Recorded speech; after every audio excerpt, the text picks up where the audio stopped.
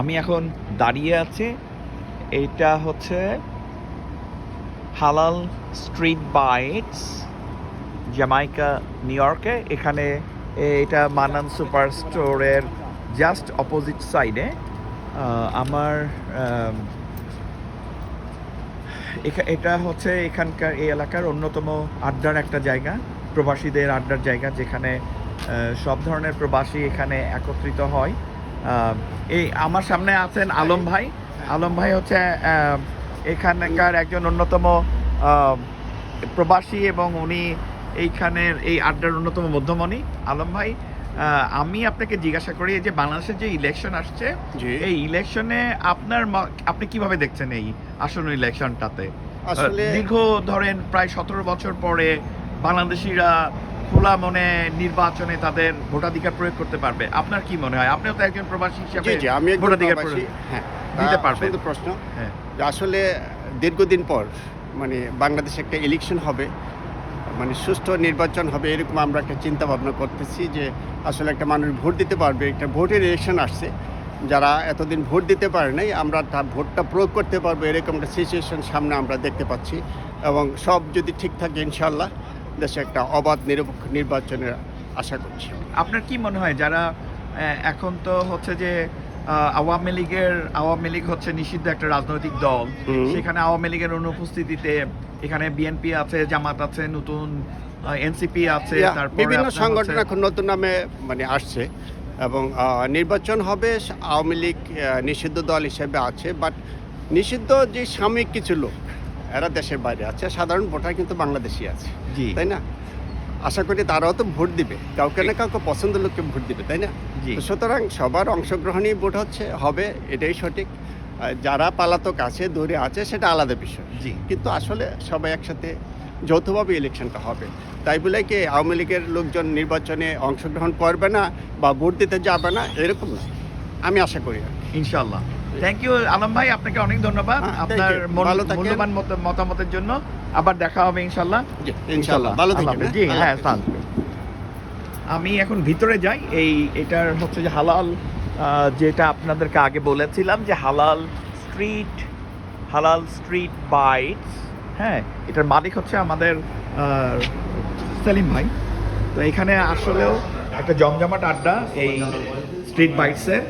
এখানে অনেকে উপস্থিত আছেন। এখানে আমরা একজন করে আমরা কথা বলবো। সবাই প্রবাসী, বাংলাদেশের আসন্ন নির্বাচন নিয়ে তাদের নিশ্চয়ই তাদের মতামতগুলো আমাদেরকে তুলে ধরবেন। না, এই কথাগুলি করেন না, পলিটিক্যাল কোনো আওয়াজ দেব না। আমরা নির্বাচনটা নিয়ে কথা বলি, যে আগামী নির্বাচনে কে কিভাবে দেখছেন আর কি, সাধারণ মতামত। হ্যাঁ, লিমন ভাইকে দিয়ে শুরু করি। আসসালামু আলাইকুম। আমরা আমেরিকাতে প্রবাসী হিসাবে আজকে দীর্ঘদিন যাবৎ আছি, বসবাস করতেছি। বাংলাদেশের কোনো কিছু রাজনৈতিক কোনো প্রেক্ষাপট হলে, কোনো প্রবলেম দেখা দিলে আমাদের কলিজা লাগে, কারণ আমাদের শিকড় বাংলাদেশে। বাংলাদেশ ভালো থাকা মানে আমরা ভালো থাকা। আমাদের আত্মীয় স্বজন, আমাদের বাপ দাদা সবাই বাংলাদেশে আছেন।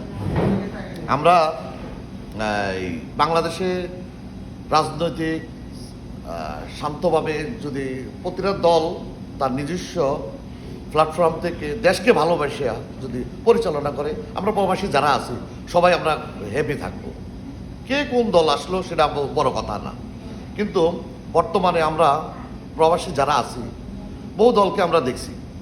আমি একটা সময় জাতীয় পার্টিকে সমর্থন করতাম, কিন্তু এখন আমি দেখতেছি বর্তমান বাংলাদেশে প্রয়োজন কাকে, কি প্রয়োজন, আন্তর্জাতিকভাবে বাংলাদেশকে রিপ্রেজেন্টেটিভ করার মতো আমাদের কি প্রয়োজন।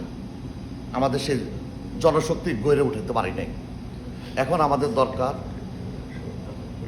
ইসলামী যে আমাদের প্ল্যাটফর্ম, ইসলামিক প্ল্যাটফর্ম আমাদের আসা উচিত। কোরআনের আলোয় বাংলাদেশ পরিচালিত হবে।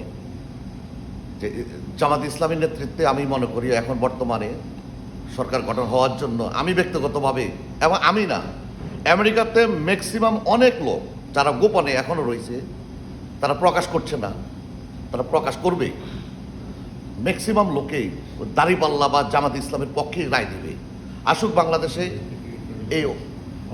আমার এই আহ্বান বাংলাদেশের মানুষের কাছে, একটা নতুন দল আসার দরকার, সেই হিসাবে ধন্যবাদ সবার কাছে ধন্যবাদ নিবান জি। ভাই। এরপরে আমি আসছি মহসিন। মহসিন কিছু বলবে? ওকে, থ্যাংক ইউ। আমার নাম হচ্ছে আসফর খায়েজ মহসিন।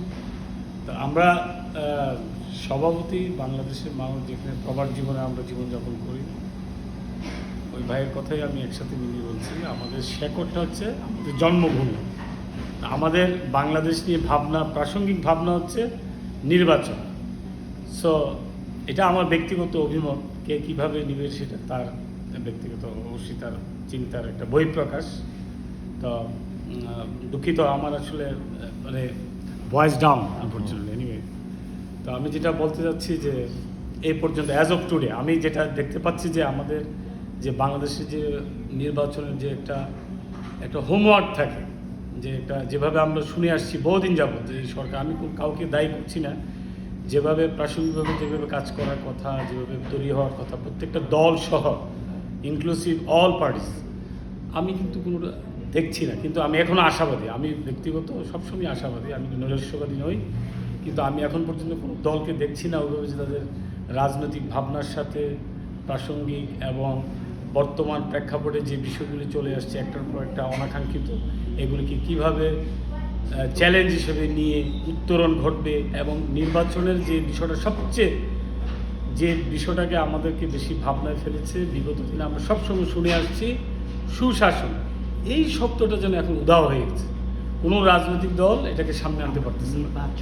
এখন এই নির্বাচন নিয়ে যতই আমরা চিন্তা করব, স্বাভাবিক আমার নির্বাচনকে নিয়ে যত কিছু ভোটাধিকার, একটা সুশাসন, একটা সুব্যবস্থার মধ্যে একটা নির্বাচন হবে, এর মাধ্যমে রাজনৈতিক মতামত, রাজনৈতিক মানুষের গণভিত্তিক যে জনগণের যে আকাঙ্ক্ষা প্রতিফলিত হবে, এটি আমরা আশা রাখি। হ্যাঁ।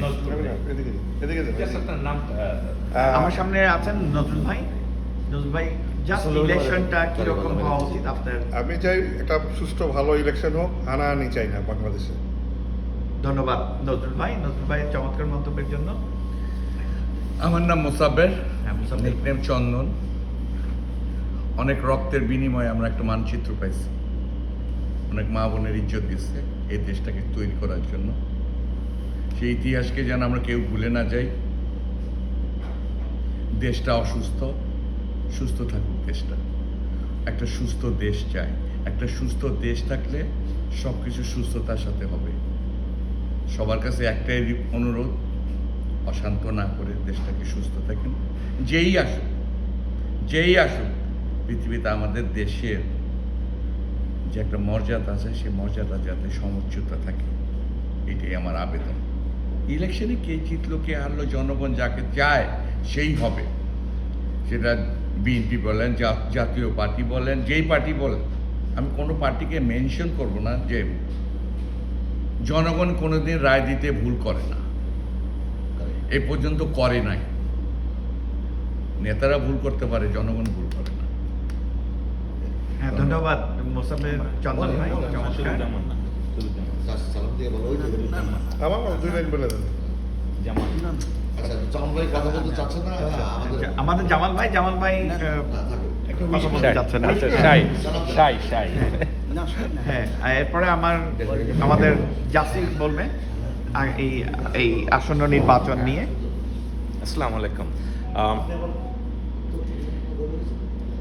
টিএফএসকে ধন্যবাদ যে একটা সময়োপযোগী বিষয় নিয়ে আমরা প্রবাসের এই চায়ের আড্ডায় আমরা প্রত্যেক দিনে দীর্ঘ কাজের পরে কমিউনিটির বিভিন্ন রেস্টুরেন্টে বসে আমরা টপিকস থাকে দেশ যে এখন যেহেতু আমাদের আসন্ন ফেব্রুয়ারি 12 তারিখে ত্রয়োদশ জাতীয় নির্বাচন, সেটার বিষয় নিয়ে সব আলোচনা থাকে। আমরা আজকে অনেক দিন পর হিলসাইডের আমাদের প্রিয় সেলিম বিরিয়ানির নতুন একটা এই স্থানে একটা নতুন রেস্টুরেন্ট ওপেন হয়েছে। সেইটার ওইখানে আমরা বন্ধুরা গল্প করছিলাম। তো ওইখানে টিএফএস যেই আহ্বানটা দিল সেটার থেকে বলবো যে আমরা প্রবাসী যেহেতু থাকি, এই দেশটার সাথে আমাদের বাংলাদেশের প্রতি আমাদের একটা দায়িত্ব আছে এবং ওই দেশের পাসপোর্ট ধরেই আমরা প্রথম এই দেশে আসি, দেন কালক্রমে এই দেশের নিয়মে আমরা ন্যাচারালাইজ আমেরিকান সিটিজেন হওয়ার সুযোগ হয়েছে। কিন্তু আমরা যত কিছুই হই না কেন আমাদের পাসপোর্টে, আমেরিকান পাসপোর্টেও কিন্তু আমাদের বার্থ প্লেস বাংলাদেশই লেখা। সো বাংলাদেশকে ছেড়ে আমরা মৃত্যুর আগ পর্যন্ত কোথাও যেতে পারছি না।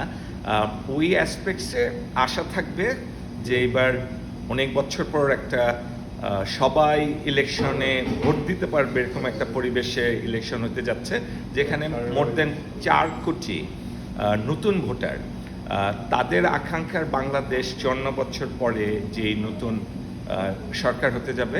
আমরা চাবো যে প্রবাসী হিসাবে যেই নেতৃত্ব আমাদেরকে বাংলাদেশ প্রথম এই কনসেপ্টটাকে স্টাবলিশ করার অঙ্গীকার দেবে, সেই সংগঠনকে আমরা চাবো, সেই রাজনৈতিক দল, রাজনৈতিক জোটকে আমরা চাবো আগামী বাংলাদেশের পরিচালনার কাজে যেন যুক্ত হয়।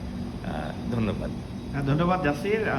আজকে এই প্রাণবন্ত আলোচনায় আমরা এখানে আমরা প্রতিদিন আপনাদের সাথে থেকে চেষ্টা করব যে এখানে প্রতিদিনের প্রবাসীদের তাদের মতামতটা প্রকাশ করছেন কিভাবে আসন্ন বাংলাদেশ সম্পর্কে, সেটাকে আমরা তুলে ধরার চেষ্টা করব টিএফএস এর মাধ্যমে।